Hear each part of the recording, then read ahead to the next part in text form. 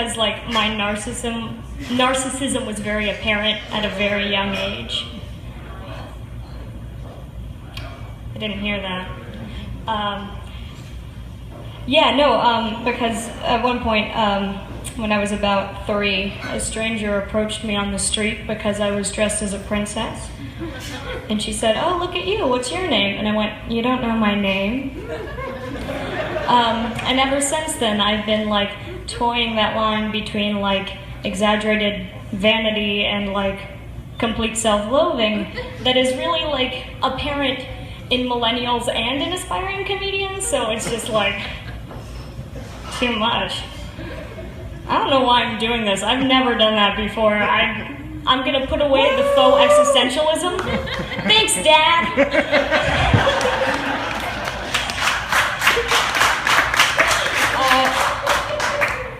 Yeah, let's talk about my sex life. That might do better. I went on my first date recently, and it didn't go well. And I'm calling it my first because neither of our parents drove us there. And, I'm going to take some blame for the evening straight off the bat because I decided to talk about the movie Gone Girl. And more specifically, how easy it would be for me to Gone Girl somebody. Because I'm small and I'm cute and the jury would be on my side. And like, the guy that I was with had like low-key necrophiliac vibes. Like, there's nothing has been proven, but you can kind of tell that he's thinking about fucking your corpse at any given moment. So we were out, and I was talking about how I thought he might murder me. I hope I phrased it better, but I really don't think I did. And then he goes, "But that's not how I would kill you." And I foolishly go, "How would you kill me?" And he had too thorough of an answer too fast. I was like, "Okay, so I'd take you out to my ranch house. And on the first day we'd have fun, we'd ride the horses and we'd pet the goats, but then you'd wake up and you'd be restrained. And I'd walk in with a melon baller." And I go, "You would torture me?" And he goes, "That's where all the fun is." And then he drove me home alone in the dark. Like, we got lost in a residential neighborhood at one point, and I was like, "Oh my God, let me off, I'm better out on foot." But he didn't. I take some solace in the fact that if he was going to kill me, it would have been then. So I'm still seeing him. That always gets the biggest laughs, and I hate it because it's not a lie. Like, every time, I think, like, I'm going to stop, but then, like, the crippling loneliness comes in, and then I'm like, "William's getting another shot." Okay, I'm actually going to talk about him for a second because, surprisingly, I did not make him up. First of all, he's very conventionally attractive in a suburban jock way, like main antagonist in a high school movie sort of thing. But he's also an aspiring paleontologist and spends his weekends on digs. And he's really into H.P. Lovecraft and puns. And he is real. That's a man that exists and you can find him. Well, I'm also sort of worried that he's like my ideal middle school boyfriend that came alive a la Weird Science, and now I feel obligated to hang out with him because, like, I'm responsible for his birth, but we just don't get along. The only other, dating fiasco that I've had was I invited a guy over to my home, and things didn't happen. It didn't go down as like he thought it would. Because we spent most of the evening watching Parts Unknown with Anthony Bourdain in silence, making weird small talk like, "Oh, my grandmother knows how to make that. Oh, yeah, she's Sicilian." And then we still slept in the same bed. Because I was like, you know what, we don't have to make this weird, it doesn't have to be weird unless we make it, but we found a way. So after a very long night of wondering whether or not to spoon, at one point, it was very difficult because I was in fetal position due to my fear, and he had decided to, he was sleeping in his jeans and belt, but took off his shirt, and was sleeping face down, center of the bed, starfish style, and I was in the corner in fetal position. And at one point, he touched my back, and I did not unfurl for that. So after that night, we woke up, and we were very clearly awake for like 20 minutes. But didn't say anything because he decided to do like weird, like under the cover push-up stretches. And he goes, after he was done, he goes, what are you thinking about? And I go, I was just thinking about how weird Lady and the Tramp is. Because it's two dogs going on a human date, now all these humans go on this dog date. What are you thinking about? And he goes, I've just been repressing the urge to roll over and fuck you. And I go, did you have any dreams?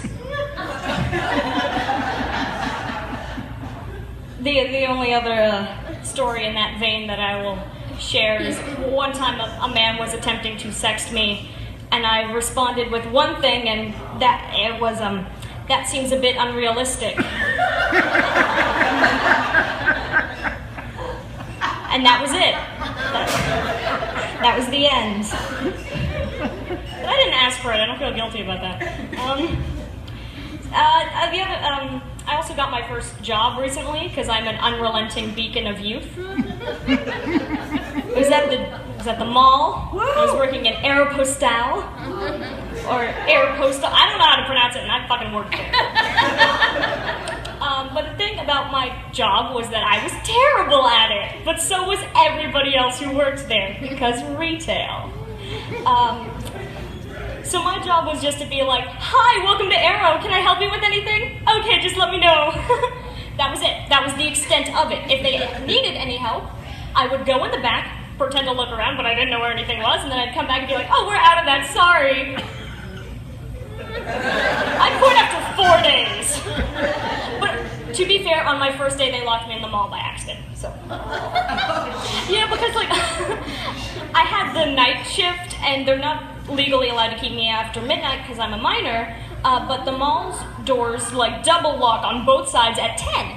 But they were still cleaning up because they were adults, and so they just let me roam free. And it's scary after hours because they still play the music, but like fainter, and like half the lights are on. So it's very spooky, but I cried a little bit. I admittedly had a bit of a breakdown near Forever 21. But then I was like, they play movies all night, so I went to the movie theater and I was like, I need to be let out of the mall. And then the guy came out and he's like, how long have you been in here? Because I apparently looked very traumatized. Like, well, like 8 hours, but part of it was for my job. The only other part of my job was I had to open the dressing rooms for people. But the key that they gave me only worked for one of them. So when people were asking for any of the other 3, I would have to try it, just for show, then get on the ground, crawl under, and open it from the inside. And literally everybody in the store saw me do this, yet nobody once did it for themselves. Like, I also wouldn't, but I just expected like one patron at Aero to like be a better person than me. So that's what I do with my time besides getting high in cemeteries. That's most of my like recreational time if I'm not going on terrible dates or working at my job for 4 days. It's marijuana and the dead. So yeah, fun fact, the last time I was telling this joke, before my set, this woman approached me and she was like, oh, I'm from the board at your school. And I thought of it as I was about to say this joke, and I faltered, but then I continued, because that's where my priorities are. I might get expelled, but I need to make this room full of drunk strangers a bit entertained. Yes! I think I've oversold this joke. A bit entertained. How? Okay, wait. Sorry. Yeah, no, okay. So I was getting stoned in a cemetery with my friends at one point, and we ended up ultimately discussing like how much of a cliche this was. And, like, because that was the beginning of every 40-minute horror show ever. Like, I was so, like, I was expecting death that night. Like, it was too perfect to pass up. Right? Like, no, I was ready for it. I'd come to terms with it by that time. I was like, you know what? I've made my decisions, and I'm ready to set up the serial killer, you know? This is my job now. But as I was saying this, my friends got a bit paranoid, but I decided to console them with this phrase. I'm genre savvy, bitches, let's go. But we didn't die that night, and I'm honestly a little bit disappointed.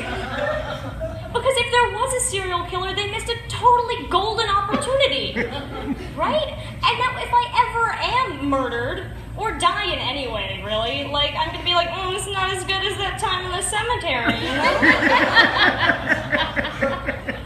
Things could have been much more fulfilling cinematically. Thank you, guys. Yeah!